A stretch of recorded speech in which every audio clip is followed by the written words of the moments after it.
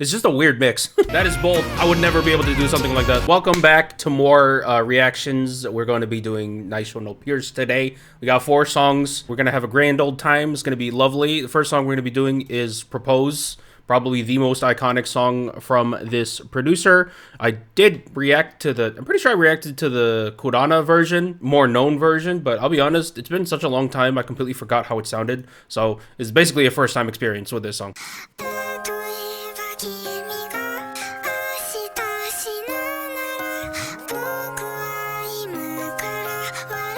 This is already one of my favorite Vocaloid producers because they have English subtitles.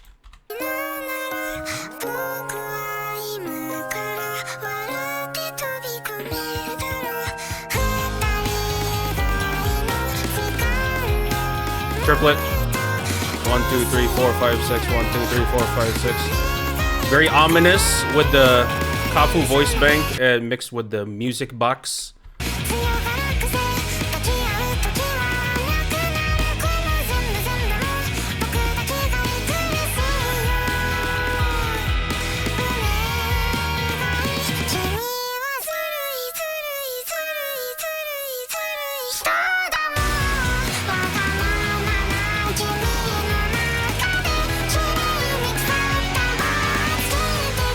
Growl too, and the voice bank is cool.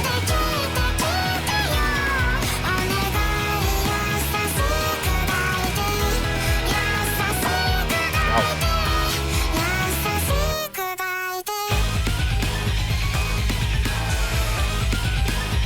This is a mix of a bunch of weird things all into one. Basically, you have carnival sound effects with some of the keyboards. You have a music box which gives a children horror feel, and then the fact that the song is in 3/8, so you have a waltz kind of groove going on, and now you also have a what did I forget?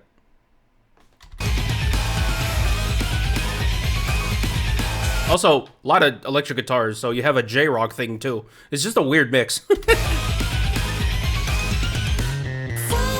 I don't know how you'll be able to pull this off.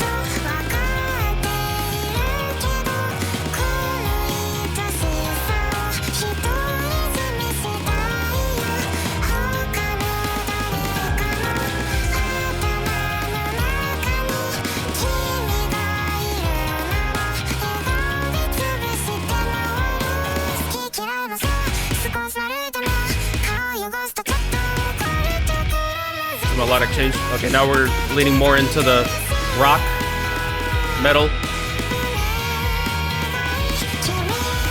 This layering is really subtle.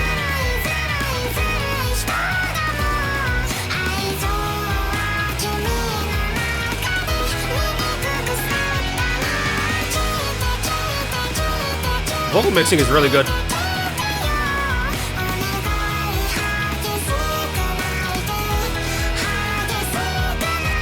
There we go with the carnival keyboard. Key change. No, it's just a chord progression.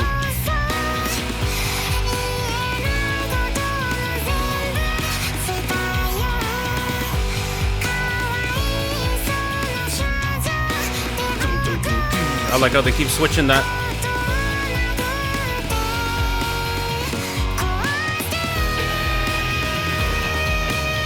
Guitar solo. Pitch bend on the Vocaloid. Yeah. Again, I completely forgot how the Kurana version sounded, but you can imagine how good she can sound here. A lot of sustained notes to where she has a lot of opportunities to belt. And the tone of the song and the themes match her voice very well. This is like Yandere national anthem.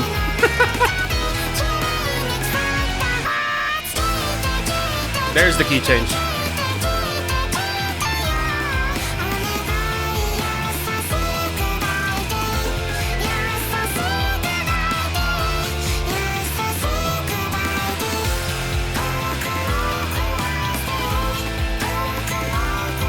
The vocal layering is super subtle. You think it's only one voice, but I'm pretty sure there's at least 2 or 3 playing at the same time. But they blend so well with each other, it still feels like one voice.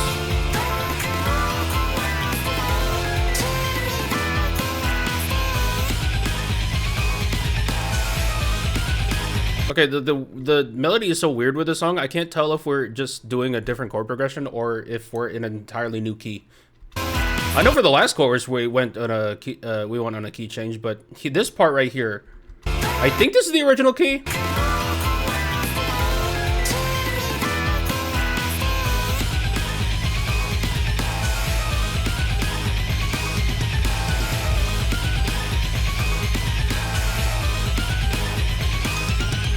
Yeah, this song is weird. Very weird. But in a good way. But weird. Just the 6/8 time signature is really getting me, because if it was just in 4/4, it would have been like, I would have been a lot more familiar with it, but it just, the fact that the song makes you want to get in a ballroom and like dance with someone like in some sort of waltz, because it's in this time signature, but then you have like all these horror elements in it. It just jumbles your brain, right? But I'm pretty sure that's on purpose. But very cool song. I understand why it turns a lot of heads, especially with the Kodana version, because yandere is in the popular culture. Anyways, next song we're gonna be doing is Birthday, which I just had last week. Good timing. Pitch down in the Project Sekai cover is very beautiful. So they pitched it down again. Okay. Normally, I'll be honest, normally I'm not a fan of pitch downs, but if it sounds good, it sounds good.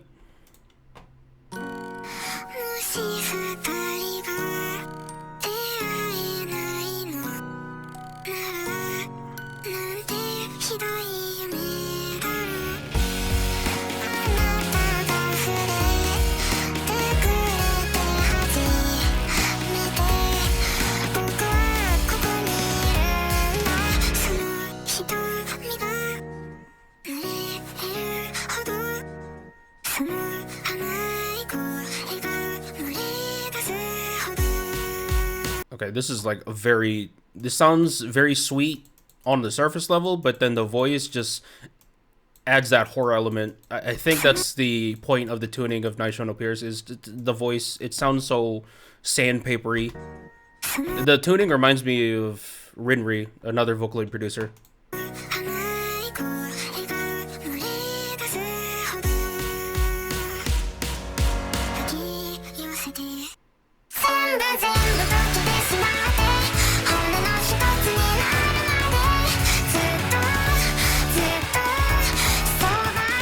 Oh, nice guitar work.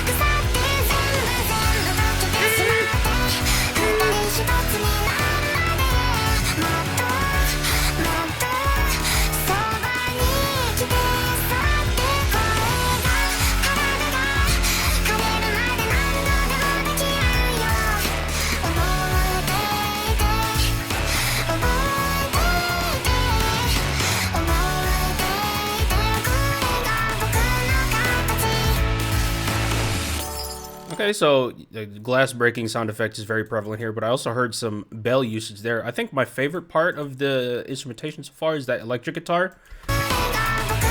On the 2 and 4, you always hear like a really distorted guitar note there.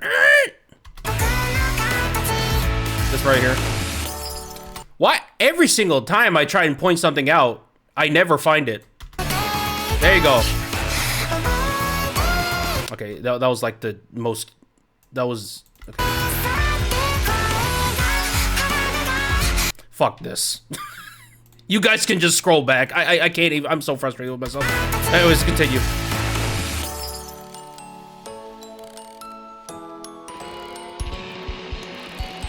Break chord drums, cool.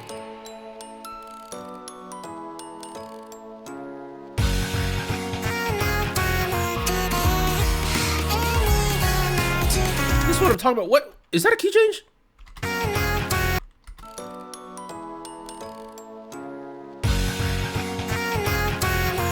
I think that's a key change. I'm like 80% sure.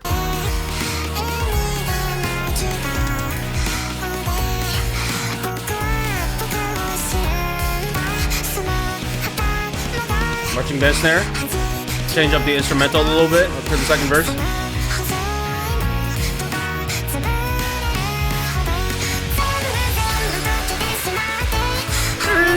Okay, you guys hear it, right? I like how they do that.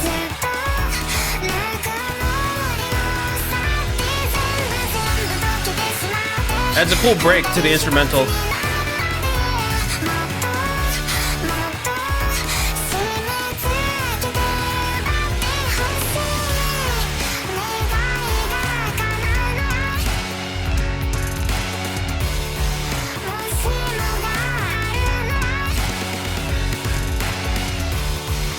I love how they keep just keep doing that. Found a really cool idea for the guitar and just did it for the rest of the song.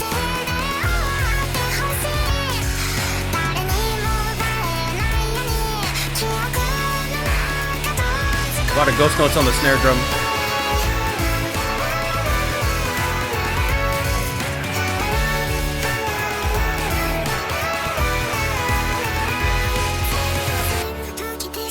This is gonna be weird for me to say, but this sounds more optimistic than the Propose. Propose, like, it sounded like your girlfriend was straight up gonna murder you, like you were guaranteed dead. But with this song, you might live.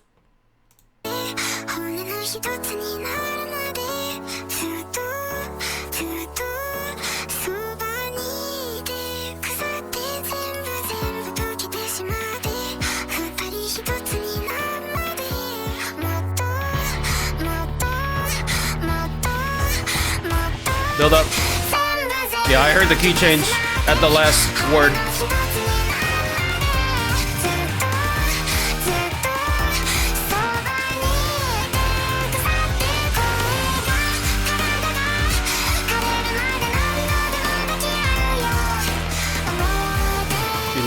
He loves using that carnival keyboard organ, whatever that is. Always in a triplet group too.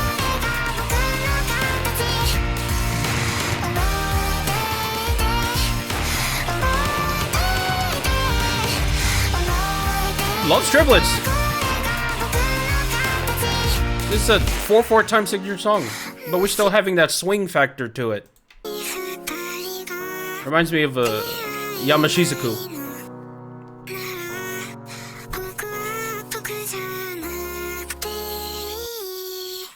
Also, this tuning is fire.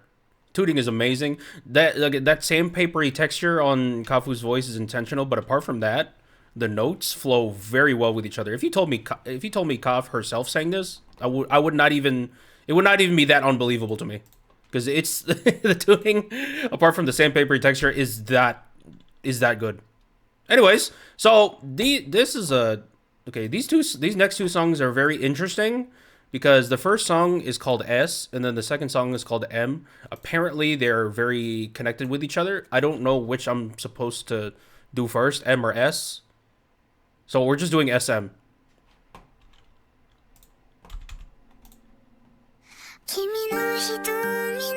I've heard an Isekai Jocho cover of this. Ah, yeah.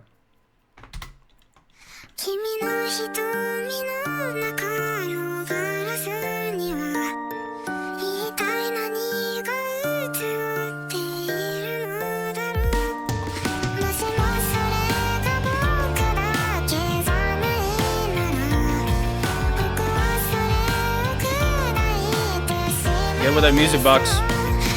I'm noticing a theme here.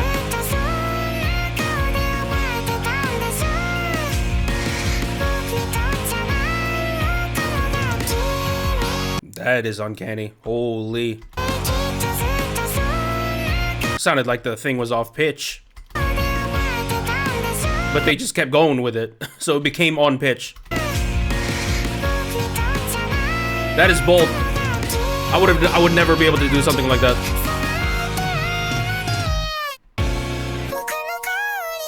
Music box again. That's how you come into the chorus. Cool. Nice.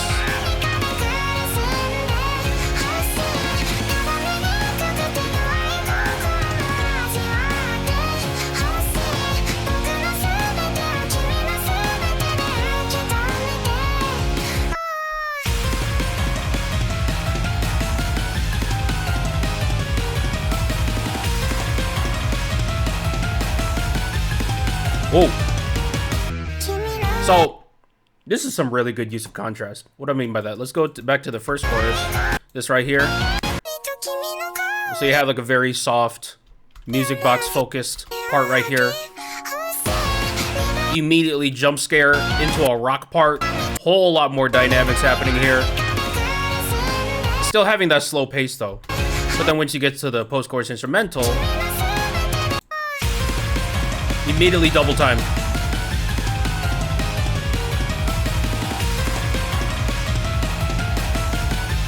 I like the chaos. I like the chaos used here too, because it feels like you're descending into madness.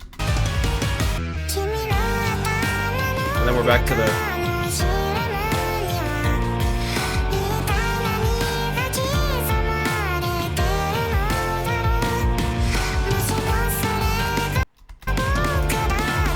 Drums? What the hell was that? We're in a do do do, and then just what?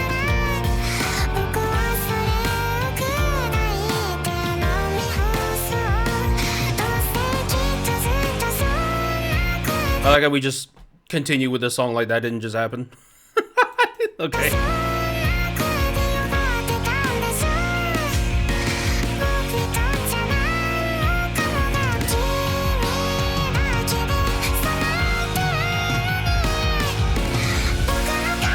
Alright.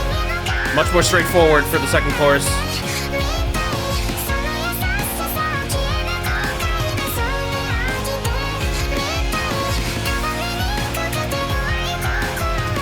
I like the growling too. Growling for individual notes. I like the detailing here.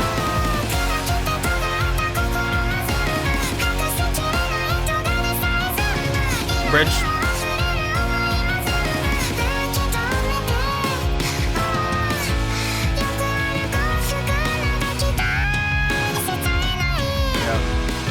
Now, okay, this is the bridge. I can tell by the chord progression here.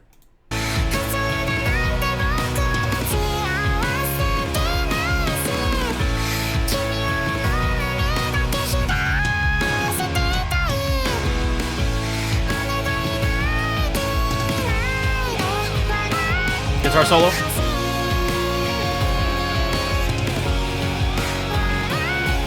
Interesting. So the guitar solo is more so in the background. I can barely hear it. Okay. Oh, we're going straight to the chord. Okay.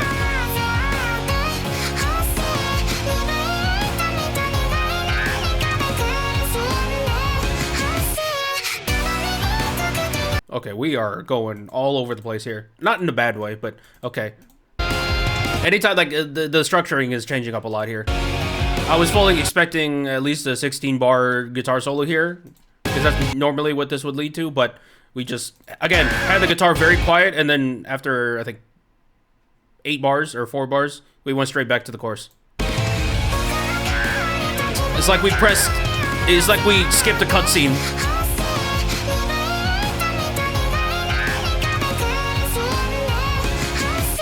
And then key change again.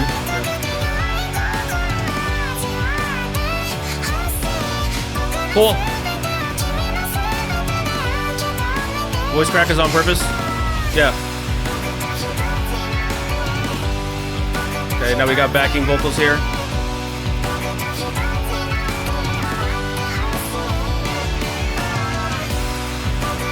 See, the melodies themselves are pretty standard, right?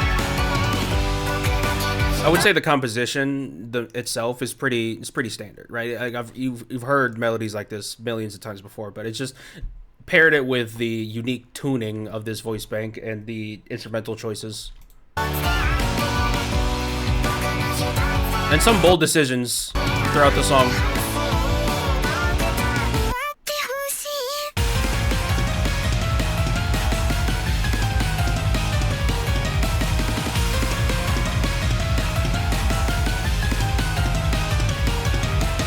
That part must feel amazing to drum to. My goodness, that was great. That was a very good song. Let's move on to the last one. Again, apparently these two are connected, but probably just lyric wise. I don't think there's any real distinct connection instrumental wise with these two songs, but we'll see.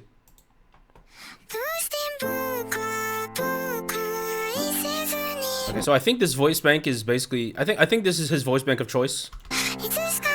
I haven't heard any other voice in any of his songs yet.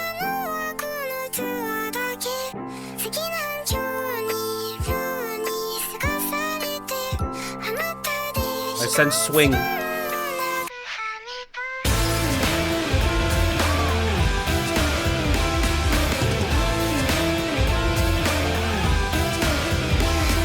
One thing I also noticed of them, he likes doing the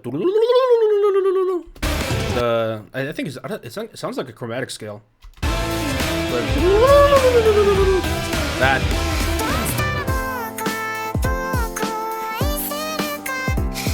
I like the drums.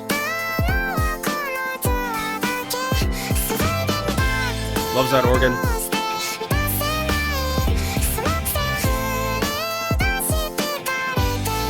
Have the piano chords doing the quarterly note. Check out the drums here. Layer more on the keyboard side. A little bit of detuning on one of the keyboards, which adds more to the creepiness factor, which is perfect for Naisho no Peer's music.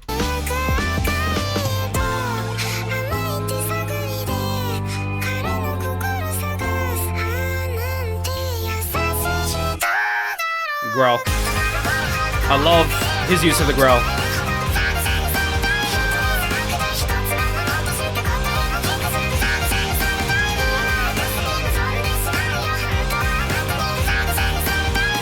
Oh, he's really using the growl here.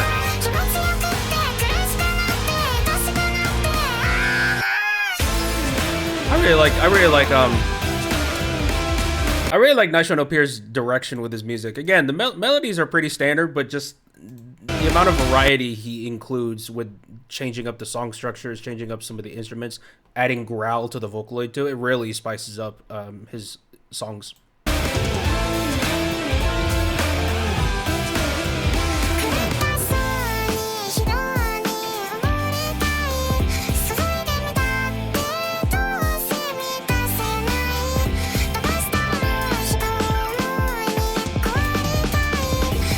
Does he just like doing that? Okay, that part is, he did the same thing with S.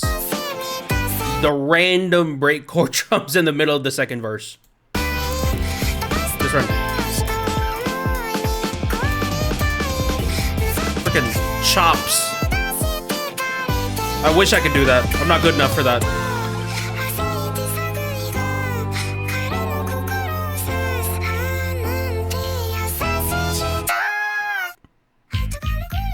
Oh, nice. Kind of subvert your expectations. You think the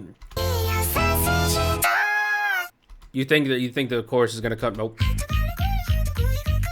And an instrumental change. Now you have a much more pronounced bass line here. I think that's a kick drum synced with the bass. Yeah.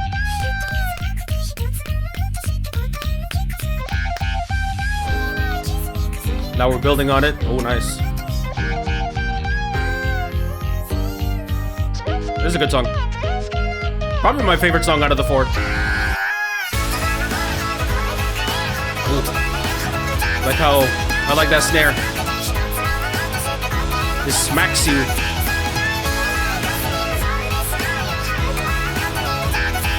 Yeah, love the call and response between the backing vocals and her growling too.